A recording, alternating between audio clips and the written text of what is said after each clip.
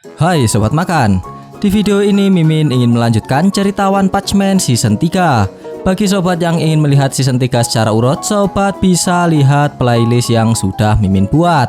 Di sana sudah Mimin urutkan chapternya. Sebelum ke video yang lebih lanjut, bantu Mimin dengan like dan subscribe-nya ya. Dan jangan lupa loncengnya juga. Sebelumnya perlu Mimin ingatkan, ini spoiler ya. Bagi yang hanya menikmati animenya saja dan gak mau kena spoiler, bisa tutup video ini sekarang. Lihat dikit-dikit juga boleh. Kita lanjutkan alur cerita manga One Punch Man garapan Murata Sensei pada chapter ke-104 yang sudah direvisi. Pada chapter sebelumnya kita diperlihatkan pertarungan antara Amaimas melawan Does beserta pasukan swasta Narinki yang telah dijadikan budaknya. Namun pertarungannya telah diganggu oleh 3 anak didik Atomic Samurai yang menyerang pasukan swasta Narinki bertujuan untuk menyelamatkannya. Dan yang mengejutkan, sisi monster dari Amaimas mulai ditunjukkan ketika bertarung melawan Does. Setelah melihat sisi monster Amaimas, Does pun kalah di tangan Amaimas. Lantas bagaimanakah kisah selanjutnya? Mari kita bahas. Di awal scene, kita diperlihatkan segerombolan monster yang sedang berkumpul-kumpul santuy. Tiba-tiba mereka dikejutkan dengan kedatangan para pasukan swasta Narinki yang sedang membawa tahanan. Tahanan tersebut tak lain adalah 3 anak didik Atomic Samurai. Nampaknya mereka sedang melakukan kamuflase. Para pasukan swasta Narinki yang sudah terlepas dari kendali Does dibuat seolah-olah masih berada dalam kendali Does dan berhasil mengalahkan 3 anak didik Atomic Samurai. Para pasukan swasta Narinki berkata kepada para monster jika 3 tawanan akan dibawa ke hadapan Gyoro-Gyoro. Akting mereka cukup menjanjikan, ditambah Yayan dan Okame Itachi yang menangis meminta untuk dibebaskan. Para monster nampak percaya begitu saja kepada mereka dan nampak senang melihat para tawanan akan mendapat siksaan yang pedih dari Gyoro-Gyoro. Namun salah satu dari monster itu bermaksud mengambil salah satu dari tawanan untuk dijadikan santapan makan malam. Dengan tanpa permisi, salah satu monster menjulurkan tangannya dan mencoba menangkap Yayan. Dan tiba-tiba, wus wus wus, sing. Dalam waktu sekejap, para monster itu dibuat hancur lebur seperti tape. Baik dari anak didik Atomic Samurai maupun pasukan swasta Narinki, mereka bekerja sama dalam membasmi monster. Kemudian terdapat beberapa monster yang masih hidup. Mereka lantas berencana menyerang para monster tersebut dan membuatnya bernasib sama seperti rekannya. Dan para monster itu baru sadar jika pasukan swasta Narinki berhasil terlepas dari kendali Does. Para monster itu pun merasa tertipu dari sandiwara mereka. Dengan kekuatan baju tempurnya, para pasukan swasta Narinki berhasil dengan mudah mengalahkan para monster yang tersisa. Walaupun mereka tergolong manusia biasa tanpa keahlian khusus, dengan baju tempur yang mereka kenakan sangatlah efektif untuk bertarung. Para monster itu pun dibuat hancur lebur seperti tape lagi. 3 anak didik Atomic Samurai nampak terkejut dengan aksi heroik dari para pasukan swasta Narinki.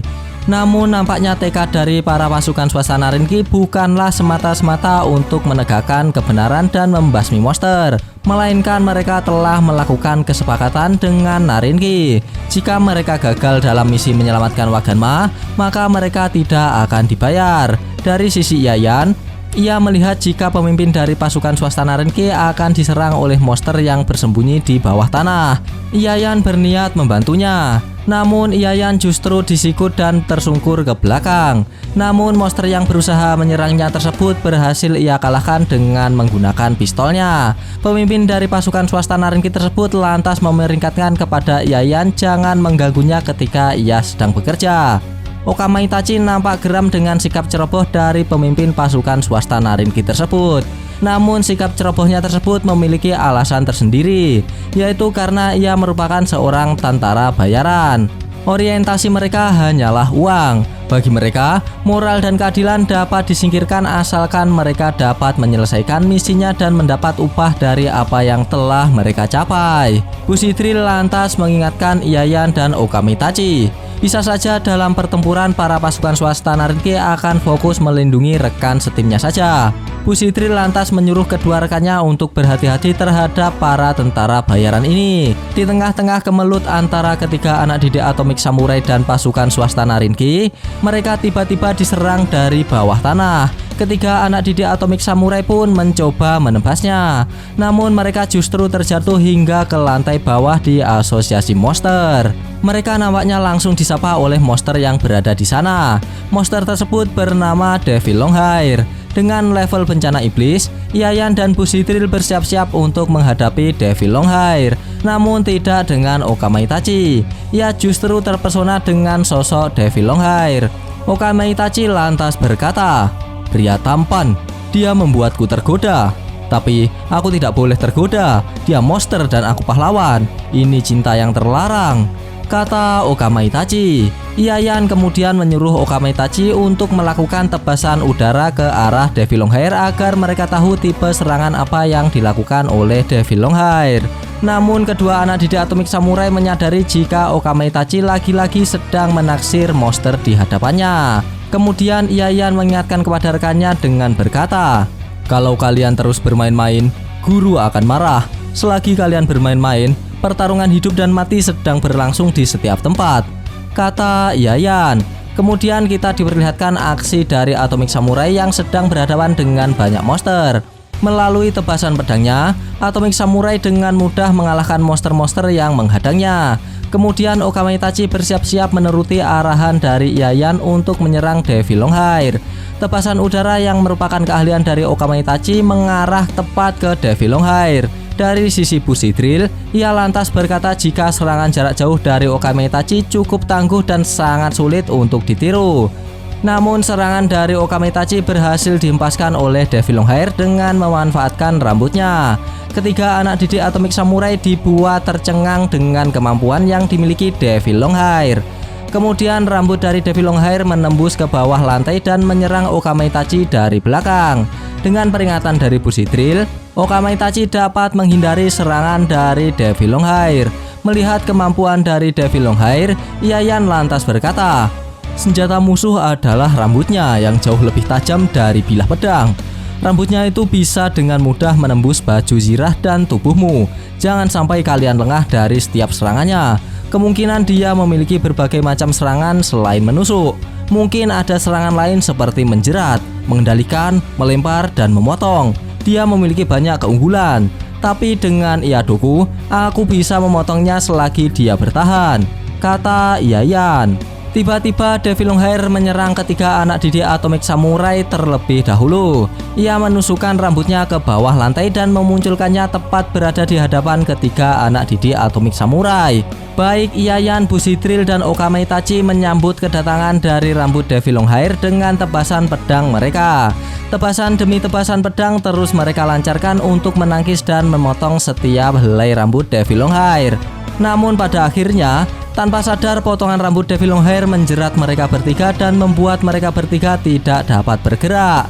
Kemudian kita diperlihatkan scene yang menunjukkan ingatan masa lalu Yayan yang pernah diberi nasihat oleh gurunya, yaitu Atomic Samurai. Atomic Samurai pernah berkata jika mereka menghadapi musuh yang sangat kuat, yang harus mereka lakukan adalah melampaui kemampuan manusia mereka. Tak ada pilihan lain. Mengingat ucapan dari gurunya tersebut, Yayan dan kedua rekannya menjadi memiliki tekad yang kuat. Dengan kesempatan melawan monster yang kuat, mereka bertiga berpikir akan dapat melampaui kemampuan dari pahlawan kelas S lain. Mereka bertiga kemudian menyerang Devil Longhair dengan cukup percaya diri. Yayan memberitahu strategi kepada kedua rekannya jika untuk menyerang dengan merasakan aura membunuh dari rambut musuh. Sehelai demi sehelai rambut pun berhasil mereka potong. Kemudian ketiga anak didik Atomic Samurai itu pun memutuskan untuk membelakangi satu sama lain dengan tujuan agar musuh akan kesulitan menyerang ke segala arah. Dan scene pun berpindah ke lantai atas tempat pasukan swastana Rinki bertarung. Terdapat dua pasukan swastana Rinki yang sedang mengejar monster babi yang kabur. Monster babi itu tiba-tiba menghilang di persimpangan. Salah satu buru-buru mengajak rekannya lagi dengan alasan ia melihat monster yang menyeramkan. Namun nampaknya pasukan swasta Narinki itu salah lihat. Yang dimaksud monster itu ternyata adalah Pigat yang sedang makan monster kadal raksasa yang menyerangnya. Dan tiba-tiba kemunculan Pigat itu pun menjadi akhir dari scene kali ini. Kampret, padahal udah seru loh. Gak apa-apa, kita lanjutkan besok di chapter berikutnya. Pada chapter kali ini kita diperlihatkan aksi heroik dari pasukan swasta Narinki dan ketiga anak didik Atomic Samurai. Walaupun sempat bertarung bersama, nampaknya kedua kelompok tersebut harus terpisah lantaran ketiga anak didik Atomic Samurai terjatuh di lantai bawah asosiasi monster. Yayan, Bushidrill, dan Okama Itachi pun dengan tekad baja mereka berjuang keras menghadapi monster level bencana iblis, yaitu Devil Longhair. Dan begitulah alur cerita dari manga One Punch Man garapan Murata Sensei pada chapter ke-104 yang sudah direvisi. Bagi sobat yang suka pembahasan ini bisa tekan like-nya, dan jika tidak bisa tekan dislike-nya 2 kali biar aneh gak rugi. Jangan lupa komennya agar Mimin bersemangat dalam membuat konten, dan yang paling penting jangan lupa tekan tombol subscribe supaya sobat-sobat tahu updatean-updatean terbaru dari channel ini. Terima kasih telah menonton, sampai jumpa di video-video selanjutnya. Goodbye, dadah.